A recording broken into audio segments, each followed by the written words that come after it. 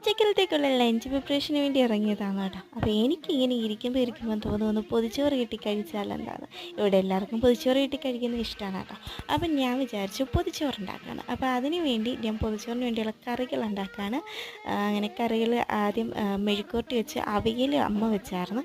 അപ്പോഴാണ് എനിക്ക് പൊതിച്ചോറ് ഉണ്ടാക്കാൻ തോന്നിയത്. അങ്ങനെ ഞാൻ ബീട്രൂട്ട് മെഴുക്കുവരട്ടി വെച്ചു, തേങ്ങ ചമ്മന്തി അരച്ചു, പിന്നെ തലേന്നത്തെ കുറച്ച് ചിക്കൻ കറി ഉണ്ടായിരുന്നു, അത് കുറച്ച് കുരുമുളകൊക്കെ ഇട്ടൊന്ന് വരട്ടിയെടുത്ത്, പിന്നെ മുട്ട പൊരിച്ചെടുത്ത്, അച്ചാറുണ്ട്.